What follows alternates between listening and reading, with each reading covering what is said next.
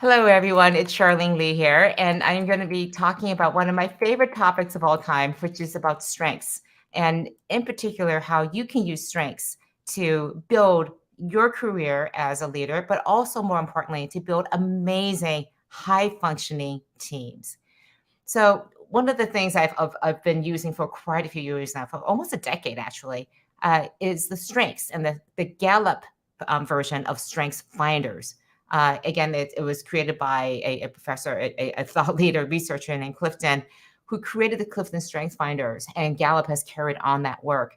And in particular, my friend Tom Rath has been writing a lot about how you use strengths to build great teams and also build up your leadership. So I wanted to talk a little bit about that and talk about why strengths finders are so important.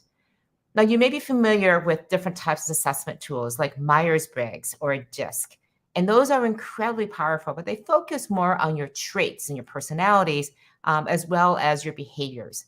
And the difference is that Strength Finders focuses on your talents, and in particular, how your talents build into your strengths.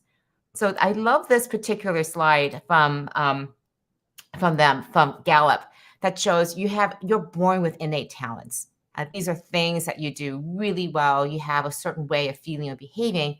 And then when you put time into those talents, you really invest time in developing these things, then they become strengths that you can then leverage in your work, leverage in your life.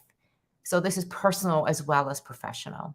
And I think these particular areas that you know about are so incredibly powerful because if you know what your talents and your strength, your talents are, then you can invest in them, actively develop them, and put them to use in accomplishing amazing things. So this is what a key benefit of focusing on strengths for organizations is that when you focus on strengths, people become much happier in the organizations. Here are some stats. Um, they Gallup did some surveys and work around companies that were focusing on strengths, and they found that they were 22% had higher product profitability. So if you want to make more money, focus on people's strengths. Another benefit is they saw higher productivity. So 21% of them saw higher productivity. 10% saw higher customer engagement. 37% said lower absenteeism, and 65% said lower turnover. So we know there's a huge fight for talent today. And how do we think about employee engagement and happiness? Across the board, employees are happier when you are actively focusing on their strengths instead of their weaknesses. Now, of course, you can understand why that would be the case, because when you're leveraging somebody's innate talents and supporting them by making that investment, and then they can leverage those strengths on behalf of a strategic goal or a team project, then you feel so much better that you're contributing and you're leveraging all these great things that you bring to the table. I mean, those are all great things.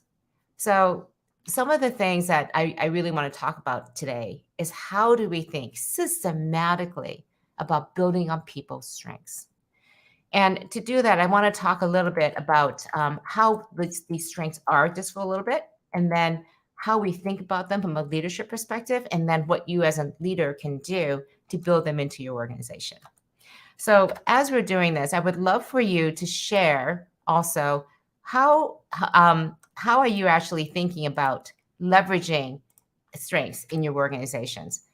What are the things that you're doing to make sure that people focus on strengths and develop them? And I think one of the key things that I did early on when I was starting out Timoder was to leverage Strengths Finder. So I had every person come in when they joined the company, and sometimes even during the interview process, just do the assessment. It takes about 45 minutes. And it's a fantastic way that you can do it. It's free, or you can buy the book that gives you more details behind it. And it's a quick, easy way for everybody in the organization to understand their strengths and then be able to talk about them. So one of the ways to think about strengths is that these are the 34 Clifton strengths that they had laid out. And they are ranging from anything like being analytical to being disciplined to being deliberative. My favorite is WOO, which means winning over people. And really in particular, it's about winning others over and being able to pull them into an idea, into an effort, into a cause. And what I found so interesting, I just thought I'd share what my strengths are. These are my top five. And again, these will change over time depending on what you've been investing in. So you have some that are stronger than others. My top one is maximizer, and followed by strategic, ideation, activator, and input. So as you can imagine, being a researcher, being able to have lots of ideation, input, and strategic are all great things to be focusing and leveraging on. And what happens is it's so easy to focus on the strengths, but you might be tempted to also think about, well, what are your five biggest weaknesses? And what's interesting is the strength finders, you can get a more advanced one that ranks every single one, but instead of focusing on the bottom ones and showing up your weaknesses, the whole approach to strength finders is to actually go towards your strengths to compensate for your weaknesses, because it's always going to be better to leverage your strengths to help you through those things that you may not be as good at. Or even better to be on a team where people leverage each other's strengths. So a well-balanced team will have people who have many of these strengths, and all these strengths are being covered. So let me give you one example of how that worked out for me. I was in the process of hiring an analyst, and I've known this person for a long time. He was a former client. And one of the things he said during the interview process is, you're an activator. I'm a deliberator. You just want to go and get things done. You want to make it happen. And I'm more of a deliberator, somebody who's going to sit back and really think about things, really consider all the options. And so we need to understand these strengths. And it was so, so helpful because I could respect and understand that I can't expect that he's going to make a decision on the spot when I come to him with a couple options.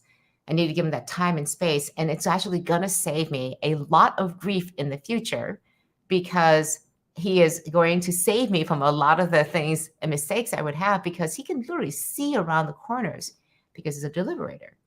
So understanding people's strengths, understanding where they are strong and not seeing it because it's opposite from you as a detractant, as a weakness, is a really important underlying tenet of strength finders.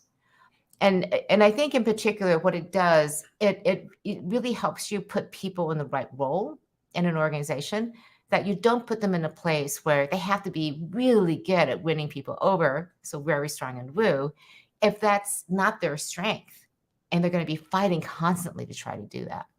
It also encourages a lot of empathy, that you focus on people's strengths versus their weaknesses. And I think, again, one of the strongest parts, as I mentioned before, was building amazing, strong teams. And so I wanted to talk a little bit about that, because one of the most fascinating pieces of work that I've seen come out is this recent work around leadership strengths, the 4 domains of leadership strengths. And what I really like about this is that you have these 4 areas of executing, influencing, relationship building, and strategic thinking. And Tom, who writes about this in his book, Strengths-Based Leadership, wrote, contributions for all 4 domains lead to a strong and cohesive team. Although individuals need not be well-rounded, teams should be. And just to give you an example of what this looks like, here are my various strengths mapped against these leadership strengths. You can see that I'm very strong in influencing, activating, and maximizing, and also in strategic thinking, ideation, input, and strategic. Honestly, executing, not my ball of wax, not my area of strength.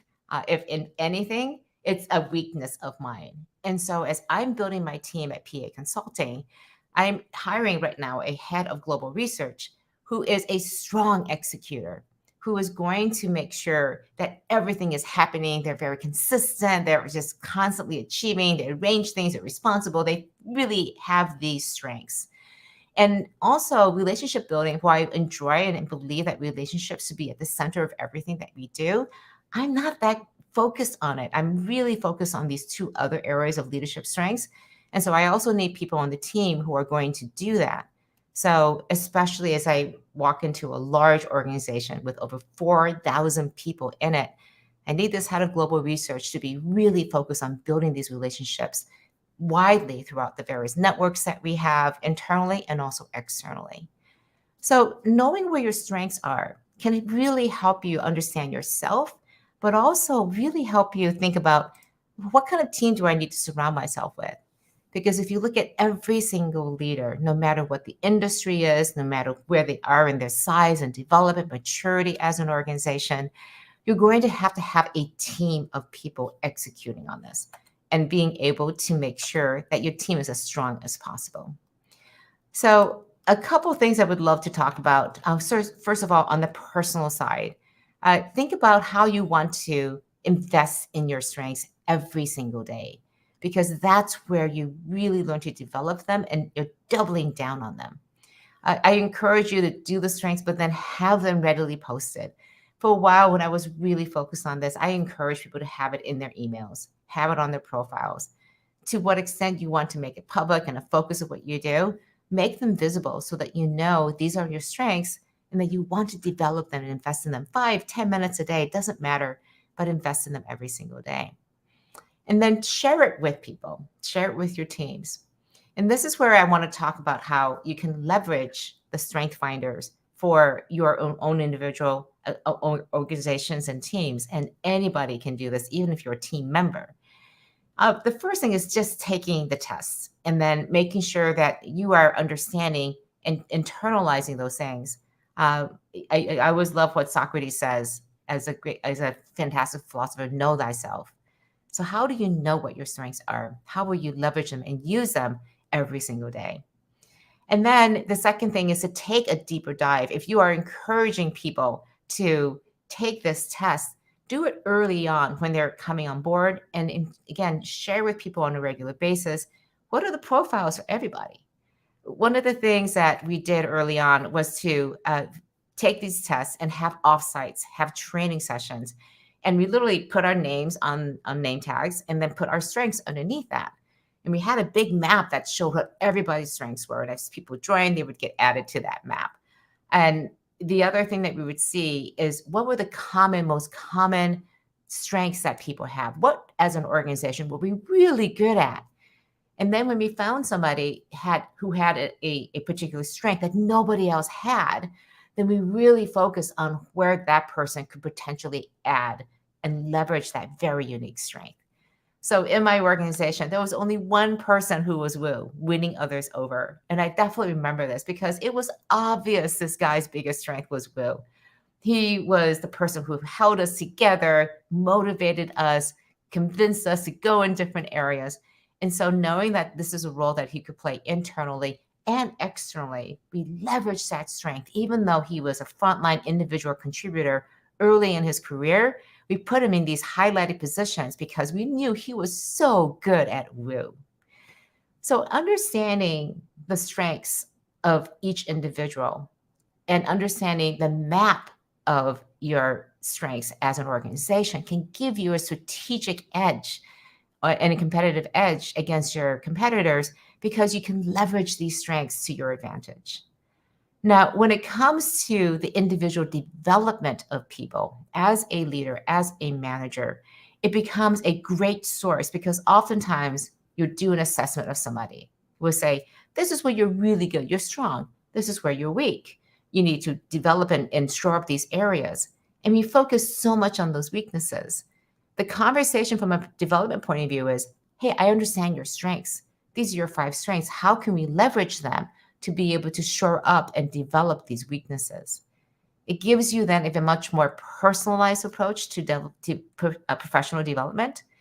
And it also does this fantastic ability to create that empathy, as I mentioned, but also it says, I really care about developing your whole self, leveraging your talents, investing in them so that you can use them for work, but also hopefully use them in your personal life too as well. And I think the last point here is really thinking about how you're going to build teams for projects, for example, for collaboration, and understanding as a team comes together, what are their strengths? So one of the kickoff things you might do as a team is to put that into the agenda. What are our strengths? How do we live strengths finders every single day in the work that we do? You might have this particular project and realize, hey, this one person's really good. Their strength could really be leveraged against this. And it's a way for them to invest in that strength, for you to leverage that strength. Again, the team this becomes extra powerful in that way. So I think one of the things that I really want to do today is, again, just emphasize how important strengths are. Because when I have found that when I started using this in my organization, and I plan to do it again, as you can see, um, the ability for us to focus on what we're really good at, rather than saying, you're not good at this, you need to improve on that. It's not to say you don't highlight and focus on areas that are holding them back, but it leads to a really interesting conversation. Because when you can see when things are tough, I had one conversation with a colleague, and he just wasn't doing well. There were a lot of things that were going on in his personal life, and he was just not focused on work, just having a really hard time balancing everything, being focused, and was not doing a good job. So I had to have that really tough conversation to say, what's going on? And well, he didn't want to share exactly what was going on. He did share that, this is frustrating for me. I feel like I'm not leveraging my strengths. I feel like I'm failing at everything. So we made an effort to understand what his strengths were, where he felt he was really good and operating at, and to build up that confidence by putting him on projects that would leverage his strengths. And at the same time, set the expectations that these weaknesses need to be addressed because they're key to the function of what we're doing. But we also had a longer development conversation to ask, what are the things that you really want to be doing in the future? Do they align with your job? And we realized over time that this job was just a stepping stone to where he wanted to be. He wanted to be much more of an entrepreneur, starting things, looking at venture capital and angel investing, and thinking strategically about where these markets would go. So leveraging that research capability that he had, but being much more of that execution side of things rather than just analyzing things. So having that awareness, knowing where his long-term talents and strengths were and leveraging that for the future was a key part of that development conversation. So this is, again, I think, a fantastic foundation to use strengths. I encourage you to give it a try for yourself and also for your teams. I just want to point out that Kailash had a great point here that role modeling is very, very key. When you can talk about your own strengths journey, when you can talk about these are my strengths as a leader, how I'm leveraging them, how these are areas that I'm not so strong in, and that I need people to backfill and to work with me and my team, because these are not my strengths. I'm not a good executor. I'm not a good relationship builder. So I need you to help carry the team and our purpose forward by leveraging those strengths that you have. And I think what I really like about this whole space, again, is that when you have these kinds of focuses on strengths, it really helps build yourself as an individual and as a leader, and then also help build great teams. All right, so that's what I have today. I'll be taking next week off. I'll be on vacation next week, attending a retreat. And I'm going to be meeting again just a little bit later, next 2 weeks from today, because I'll be giving a speech someplace. I'm just getting off the stage at 9 o'clock Pacific time. So I don't think I can quite move straight into a live stream. I need a bit of a buffer. But we'll be talking about what are the characteristics of a disruptive leader. I've done a lot of research on this. And one of the things I did a deep dive in with lots of data and segmentations and factor analysis. What makes a great disruptive leader? What are those traits? And can they be learned? Can they be developed? Or are you just innately born to be a disruptive leader or not? I believe from the research that I have that anybody can be a disruptive leader. And you can develop this, you can train for it, you can get feedback and develop your capabilities. There are some people who are going to be more naturally inclined, but that doesn't mean that they're going to be great leaders either. So look forward to digging into that data and that research in 2 weeks from now. In the meantime, please stay in touch. I would love to hear from you about how you're building strengths and then also how you're doing that within your organization. And let's see. Marissa has a quick question. There's so many assessment tools. Do you have some faves to investigate? I love the Gallup-based Strength Finders. Again, it's originally called the Clifton Strength Finders. If you go to Gallup or you just Google Gallup Strength Finders, you will find them. And there's a fantastic book by Tom Rath that is Strength Finders 2.0. That has a code that gives you the ability to redeem it. And it very importantly has rich profiles of each of the 34 strengths. And I literally pull it off of my shelf all the time and be able and look at the strengths, review them. I work with somebody who has different strengths than mine, so I review those too as well. It is like a go-to resource for me to understand how to work with people, how to work with myself, how to invest in myself. And I have found it to be a go-to guide over and over and over again. So I do like the Clifton Strength Finders. It's very accessible, very understandable, and an incredibly powerful tool. So I highly recommend that. All right, so I think that's it for now. I don't see any other comments. I look forward to joining you again, seeing you all in 2 weeks. Until then, take care and good luck with leading against your strengths. Take care. Bye-bye.